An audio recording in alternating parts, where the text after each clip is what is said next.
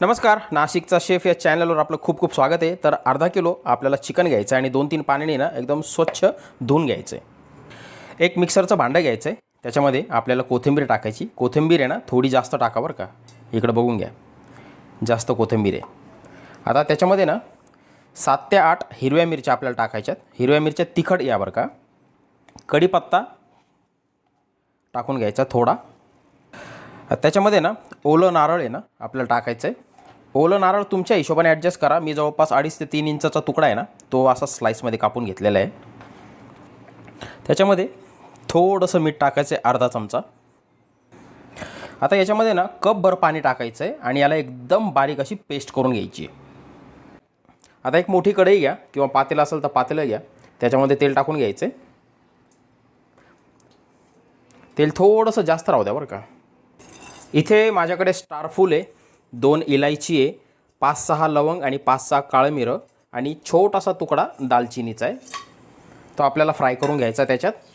त्याच्यासोबतच तमालपत्र 3 टाकून घ्यायचे. आता याला ना थोडंसं फ्राय करू, म्हणजे कसं त्याचा फ्लेवर जो आहे ना तो मस्त रिलीज होतो. आता त्याच्यामध्ये ना 2 मोठ्या आकाराचे कांदे एकदम बारीक असे चॉप केलेले, एकदम फाईन चॉप केलेले बरं का. थोडेसे सोनेरी होईपर्यंत फ्राय करायचे आहेत आपल्याला. इथे एक मोठा आकाराचा चमचा अद्रक लसूण ठेचलेला घालून घ्यायचा आहे. कांद्याला ना जास्त ब्राऊन नाही करायचा बरं का, फक्त सॉफ्ट करायचा आपल्याला, हलका सोनेरी. आणि हे अद्रक लसूणसुद्धा त्याच्यासोबतच मस्त आता फ्राय करून घ्यायचे. अद्रक लसूण ठेचलेलाच वापरा बरं का, पेस्ट वापरू नका. नाही तर मग काय ते गावरान टेस्ट जी पाहिजे ना आपल्याला ती येणार नाही. आता इथे माझ्याकडे ना 2 मीडियम आकाराचे टोमॅटो असे लांबसर आहे ना कट केलेले आहेत, ते टाकून घ्यायचे. तर त्याला जवळपास 1-1.5 मिनटं मोठ्या आचेवर फ्राय करून घ्यायचे. आता त्याच्यामध्ये हा आपण जो हिरवा मसाला, हिरवं वाटण जे तयार केलं होतं ना, कोथिंबीर, कढीपत्ता, ओलं खोबरं, ओलं नारळ, ते टाकून घ्यायचं आहे. मोठ्या आचेवरच त्याला आता फ्राय करून घेऊ, मिक्स करून घेऊ मस्त.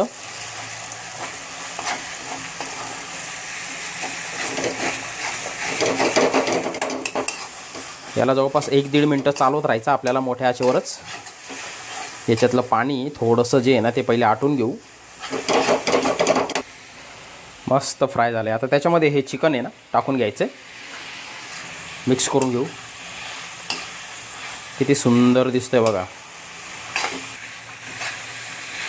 संपूर्ण मसाला आहे ना त्या सगळ्या चिकनला लागला पाहिजे बरं का. अशा रीतीने मिक्स करायचं आहे त्याला मस्त. हे बघा, गॅस मोठाच पाहिजे. मोठ्या गॅसवरच याला ना आता एक 4-5 मिनटं आपल्याला फ्राय करत राहायचं बरं का सारखं. थोडीशी फक्त एकदम अर्धा चमचापेक्षा पण कमी त्याच्यात हळद टाकून घ्यायची आणि मग आता 3-4 मिनटं त्याला फ्राय करून घेऊ मस्त.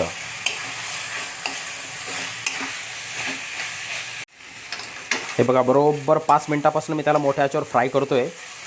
किती सुंदर दिसतंय बघा. आता त्याच्यामध्ये ना आपल्याला पाणी टाकायचं आहे. 1 ग्लास पाणी टाकायचं आहे. मिक्स करून घेऊ व्यवस्थित हळूवार. थोडंसं मीठ ॲडजस्ट करून घेऊ. मसाल्यामध्ये पण आपण मीठ टाकलेलं आहे त्याच्यामुळे थोडंसं कमीच राहू द्या. लागलंच तर परत आपल्याला त्याच्यात टाकता येईल. आता याला ना उकळी फुटू देऊ. हे बघा, आता उकळी फुटलेली. आता काय करायचं, गॅस एकदम कमी करायचा आणि झाकण ठेवून 30 मिनटं याला शिजवून घ्यायचं आहे. झाकण ठेवून 30 मिनटं.